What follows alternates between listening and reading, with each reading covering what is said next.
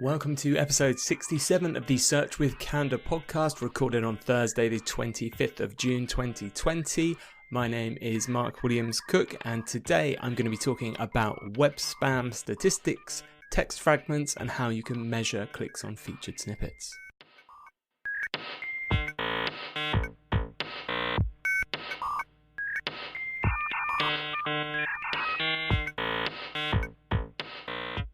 So earlier on this month, it was June the 9th, Google published its annual web spam report for 2019. So this is a post they've started doing every year where they review the previous year in terms of how they've been combating web spam from webmasters, marketers, spammers, bots globally, and how that's impacting search experience. I really enjoy reading through these because it does give firstly a couple of insights into maybe what spam is working, what's on the decline, but just the scale of what Google is dealing with on a day-to-day basis. So I've highlighted just some statistics from this longer post that I thought were interesting.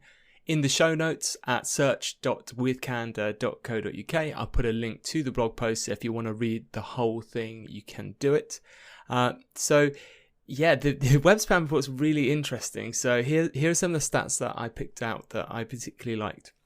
So Google said on a daily basis, they discover 25 billion pages that they are deeming as spammy. So I guess this is stuff that they can 100% categorize as spam. So this, that is a mind-boggling amount. 25 billion pages. This is like if you got every single person on earth to author a couple of web pages a day. This is the amount of spam that they're finding on a daily basis. And they've said our efforts have helped to ensure that more than 99% of visits from our results lead to spam-free experiences. And firstly, I think it's really interesting how they've worded that, because they said 99% of visits, and one trend that we have definitely seen in Google over the last few years is the marked increase in the kind of no-click type results. So the featured results, the knowledge panel results, or the results that aren't basically turning into a visit. So I think it's interesting. I don't know if that's intentional, but obviously that change in what Google's actually providing, in that I think they're providing less clicks percentage wise than they used to be, might be bleeding into that number. But either way, it's 99% sounds good.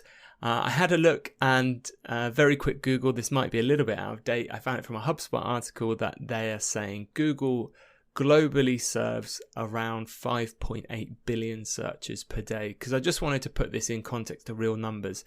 So if we assume then that 50% of these searches result in no click and only 1% of them are a spammy visit, this still means Google is providing 29 million spam clicks a day. So their search results are driving 29 million sessions, visits a day to spam pages, which sounds less impressive than 99% of visits, but it's still massively impressive, I think, as a technological achievement. They went on to say in 2018, they reported they had reduced user-generated spam by 80%, and we're happy to confirm this type of abuse did not grow in 2019. So it seems that they've made that first big step, no doubt through sort of algorithm changes, but it seems actually what they're saying is they haven't made much more progress there. Link spam, as you can imagine, it says continued to be a popular form of spam, but our team was successful in containing its impact in 2019. Notice again they say containing, not sort of beating or decreasing. So they said more than 90% of link spam was caught by our systems, and such techniques like paid links or link exchanges have been made less effective. So again, the amount of links that are posted, injected, created on the web every day is huge number. So even 10% getting through, and I'm assuming if they're not being able to classify them as spam, they're being counted, means that a a lot of that activity is still working, and that's to be expected. I don't think it's reasonable for a machine to even to get a lot higher than that, because even human reviews, I think, would struggle to tell which are spam links or which are paid for links and which aren't. Machines actually are probably better than this. Humans already in a few cases already. They've gone on to say one of our top priorities in 2019 was improving our spam fighting capabilities through machine learning systems. So this is something we've spoken about on a few of the podcasts, especially in terms of the changes to no-follow becoming a hint, and things like rel sponsored and rel UGC, and Google saying they might or they could use those tags to train models. They were very careful in the so I listened to the podcast search, the names escape me briefly. Search Off the Record, that was it. So I listened to the first episode of this Search Off the Record podcast, and this actually came up, this no follow, and they were very careful to say that it's something they could do, but they weren't committing to saying that they were actually using those tags to train systems. But this post is confirming that there is some kind of data being used to train those systems that's policing spam fighting. So that's particularly interesting. They've also mentioned as well, so apart from the machine learning automated approach, there is obviously that you can manually report search spam. And they said they received nearly 230,000 reports of search spam in 2019, and they actioned 82%. So they're able to take action on 82% of those reports we processed. So it's not clear actually reading that. They say they've got 230,000 reports and they've taken action on 82% of those that were processed. So I'm not sure if they're saying they processed all 230,000, but that seems like, if you put that 230,000 number in context of all the other numbers we've been talking about, that's a tiny, tiny, tiny number. And actually, I would imagine, my guess would be the usage of these reports would actually be better used to help train those machine learning systems rather than prioritizing actioning them, unless they're obviously sort of terrible or leading to kind of harm, because this amount of spam that's being generated is obviously absolutely massive. They've said as well, they've observed an increase in spammy sites with auto-generated and scraped content with behaviors that annoy or harm searchers, such as fake buttons, overwhelming ads, suspicious redirects, and malware. And again, I found this particularly interesting. So I think the reason behind this is there's a lot more publicly accessible, easy ways now to auto-generate content. For instance, there's several different models that have come up where you can just kind of start putting subjects in and questions. And actually, the models can generate pretty good, readable, unique English now. And, many people don't even know a lot of the news sites that they read, mainstream news sites, a lot of breaking news stories that go on there are actually generated. They're written by robots. They're fed information, dates, statistics, whatever it is, and they'll wrap kind of the English around that to deliver them. So it's auto-generated content isn't necessarily bad, but using it obviously for spam kind of is. And the way people, I guess, have been doing that is, using these models to generate huge amounts of spam because you only need a small percentage of it to get through the filter to make it worthwhile. And then you monetize it very aggressively, like it's saying, with loads of ads or buttons that are kind of tricking people into clicking onto stuff you're getting paid to make them click on. So that's really interesting. We're seeing this kind of arms race of the machine learning approach of tackling spam versus the more advanced generation of different kinds of spam. So I'll be interested to see the 2020 report at the end of next year.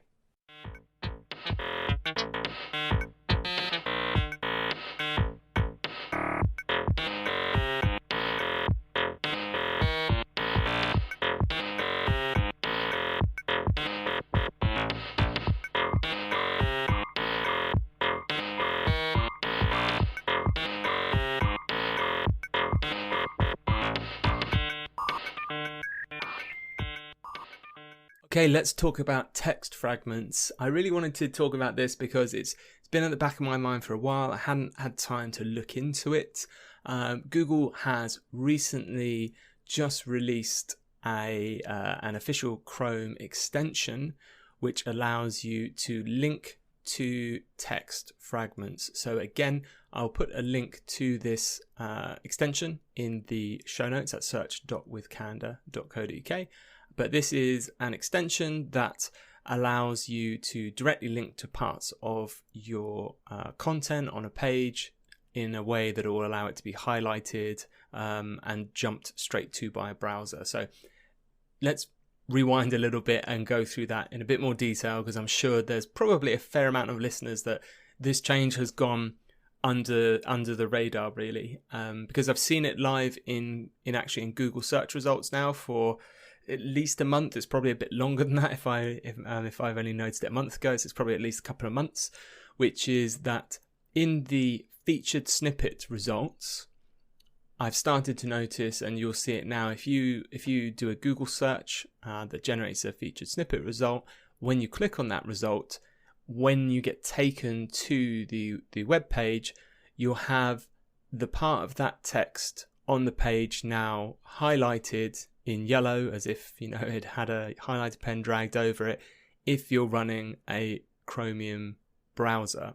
So this is something that Chromium-based browsers like Brave, Chrome, Microsoft Edge support, and it's a way that within the URL, so within the link to a page, you can ask the browser to essentially highlight some of the content on a page, and this is called text fragments. So I'm just going to talk a little bit about text fragments, a little bit about their usage, and some speculation on what they might be used for in terms of SEO.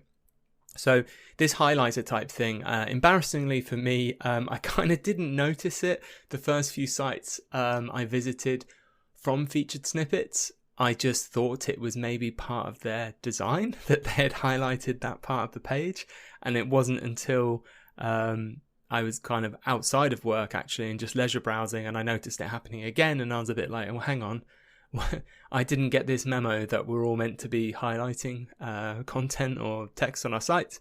And then I started Googling it and realized, oh, actually, I'm an idiot. It's this text fragment thing that's rolled out. So if you're feeling a bit like that, at least know you're not alone. You're at least with me that missed that. So this text fragment stuff. So what's it doing? It's, as I said, if you're Googling something, you're getting a featured snippet. The idea is Google is generating a link now from the featured snippet that will highlight where that text is on the page. And this aligns perfectly with everything, hopefully, as an SEO or as a digital marketer, you've been heading towards or sort of educating your stakeholders with, in that people want the answer as quickly as possible with the least amount of friction, and there's loads of discussion and ways you can do that in SEO. It starts from the very basics of using good titles and H1s and H2s and allowing your web content to be kind of scannable by the eye, so not writing perhaps like a 1920s newspaper where you need to read from beginning to end to get the details. That's not how people kind of interact with web pages, and this is one extra step Google has taken of saying, okay, well, we've started doing the featured snippets, which might be able to answer your query without the click, although lots of people still will click normally to get a bit more information. But then it becomes the challenge of, okay, well, if it's a 3,000 word page, I know that what I've searched for is on there somewhere because I saw it highlighted in the featured snippet, but where? So this link now that Google can generate will highlight that text straight away. So that's been happening, as I said, for a while. And there is a post on the web.dev blog, which I will link to, that describes exactly how this new extension works, and that's what I wanted to talk about. So the link to text fragment extension allows you to, within Chrome, generate the link that is required to highlight the text. So how it actually works is, if you were going to link, to your blog /page, that would just land you obviously on the page, as you're aware. What these Chromium browsers are now supporting is, after a hashtag, a fragment in the URL, you can specify what's called a text start and text end. So you can actually in here now put the words you want to start the highlighting from, which is the text start, and where you want the highlighting to end, which is text end. So if you had a section of your text that was starting and it was talking, for instance, about, SEO tactics, and the end of that paragraph you wanted to highlight said something like, so implement those changes, then you would create your link and you would define your text start as SEO tactics, and you would define your text end as so implement those changes. And what will happen then is, when you actually visit that link, that information that you've put into the URL is used by the browser to say, okay, I understand, I need to highlight from here to here. And just to let you know, it's case insensitive. So it just works on the actual text. It doesn't matter if it's capitals or not.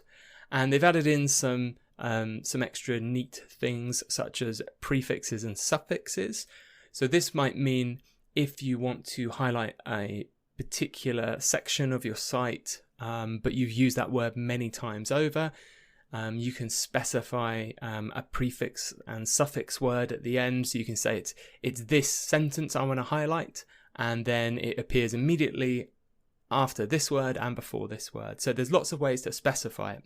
Now, I imagine if you're trying to follow what I'm saying without looking at the transcription of this episode, or without looking at the blog post, you're probably, if you're around at least my intelligence, struggling to kind of picture that in your head. And it is especially if you're not maybe very familiar with linking, and maybe even like command line stuff where you use different parameters, it probably is a lot to take in. And that's exactly what this Chrome extension is for, because I think Google realized there would be this slower uptake if it's difficult, if it's tricky, if it's friction to do it. So all you need to do with this Chrome extension is install it, and then you can literally just highlight the text that you want to link to. You right click and you choose copy link to selected text, and then there we go. You'll literally have your link, which, if anyone clicks on it, will take you to that page with the text you have selected highlighted. Really, really easy. So that's something I think is going to, I reckon, come in as mainstream over the next few months and years, because it makes sense to me, and I think it will make things easier. The blog post on web.dev did say that there hasn't been any intent signed by like Firefox to implement this as well. So we're still waiting as to whether all browsers will adopt this and whether they'll take the Chromium lead on this. But I suspect that will happen. The interesting thing that I was thinking about was we've often given some quite colourful examples of when Google's really badly messed up on featured snippets. So there's been some funny examples of when you've Googled how many legs a duck has, Google says ducks have 4 legs. How many legs rabbits have, they've said 200. So like the legs and arm things was a particular example that Google was really struggling to do. And I wonder now if they will be able to use this extra information that's within links to help improve this featured snippet selection. So as far as I've observed, working in SEO, featured snippets are one of the things that Google is struggling to get right, meaning sometimes you get very weird results or just plain wrong results, and Google kind of shrug and are like, well, it's impressive what we've achieved, we can't get it right all the time. But now, in combination with anchor text, so what text people are using to link to a page, and the additional edge of information around actually what text are they linking to, I wouldn't be surprised if that information could be used to help improve featured snippet selection. Anyway, as I said, have a look at that extension. The links will be in search.withcanada.co.uk, and if you're on a Chromium browser, you can download that extension and give it a play with today.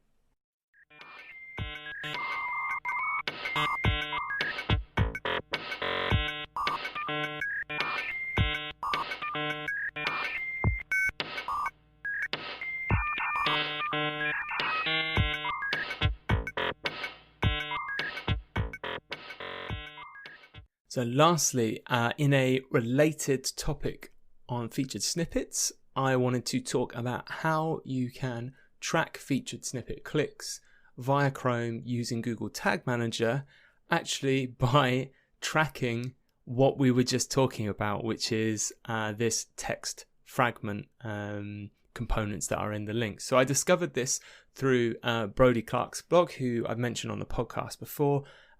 Brody does a lot of really interesting stuff. The blog post he's written up, he's made it very clear that this wasn't a solo effort from him, that he's had various people, mainly on Twitter, through different conversations, help him come up with this idea and actually how to implement it within Google Tag Manager and within Google Analytics. So I will again link to this blog post if you want the step-by-step guide of how to do this, but I just wanted to give you an overview because I think it's really interesting. So what this is essentially allowing us to do is now within our Google Analytics, we will be able to track when we have had a click on our featured snippets, but we'll also be able to see within Google Analytics the text fragment that was highlighted, which, you know, could be really helpful in kind of understanding where people are going to on your page and maybe how you need to adjust that content. So I'm going to give you an overview of roughly how this works. Obviously, if you want to do it, it would be, be better just to look at this guide, which I'll link to, but I'll just explain roughly how it works. So tracking feature snippets is going to work through Google Tag Manager. So hopefully, you all have Google Tag Manager set up anyway, have a container there. And what you're doing is you've got a guide here on how to create a custom tag with some JavaScript. And what that's essentially doing is once someone has clicked on a featured snippet in a Google result, you're going to have this fragment at the in the URL, which then Google Tag Manager is going to grab. And that's then going to be enable you to import this information basically into a custom dimension within your Google Analytics. And then essentially you're going to have a report. So you're going to have a secondary dimension on your site content report. So if you look at all pages, you'll have a page URL. And there will be a secondary dimension you can add called scroll to text fragment clicks, which is going to tell you basically where they were going on that page. So I just want to read Brody's final thoughts on this because I think it's a really interesting thing to experiment. It's very quick, easy and cheap to implement. So he does say that while he'll leave this post here, it's wise to bear in mind that this sort of trick could be gone tomorrow. We're not sure if kind of Google is aware that people are doing this or if they care, and they could easily change it. So he said, here's a running list of ideas for using this approach. So firstly, this allows you to see clicks on featured snippet URLs, which was impossible to do previously. Filtering isn't currently in Google Search Console. They tested this for a few years ago, but it's not there anymore. So this allows you to generate a X kind of hash of featured snippets and assign that to a site via Chrome when the highlighting is triggered. So the majority of the time, that's going to be there for paragraph snippets at least. Because the data we're collecting in Google Analytics shows both the start and end of the content being highlighted, you can essentially see the part of the page where a lot of users were being directly taken to. Knowing the highlight section, we can strategically place other elements close to this text based on our goals. If we want the user to continue reading and other data sets, scroll depth, session duration, etc., is telling us they aren't, we can figure out how to make the content more persuasive below the highlight point. Potentially, we could add CTAs, call to actions, such as, free downloadable resource link directly below the highlighted section. If you were to add this to the very end of the post and the highlight were to be triggered and the user leaves the page, they might never see the CTA. So it's allowing you to put those call to actions where you know they're going to be seen. So this, as I said, I'll put the post up at search.withcandor.co.uk. It's actually a really straightforward guide. This will take you, if you've already got Tag Manager, this is like a 10-minute job, I reckon, to set this up. It's super quick. You'll start getting the data straight away, so there isn't a lot to lose here. So really, really, really great post there by Brody and Co. And that's everything for this episode. We will be back on Monday, the 6th of July, 2020. So please tune in then if you are enjoying the podcast and you are listening on one of your favorite kind of podcast apps. Please do subscribe, or if you're really bored in lockdown and you have absolutely nothing better to do, why not leave us a review? I will read every single one. I think we have 3 on Apple now, and I enjoyed reading every single one of them. They make me very happy when they're positive. So I'll be back next week, and until then, enjoy the week, stay safe, and see you then.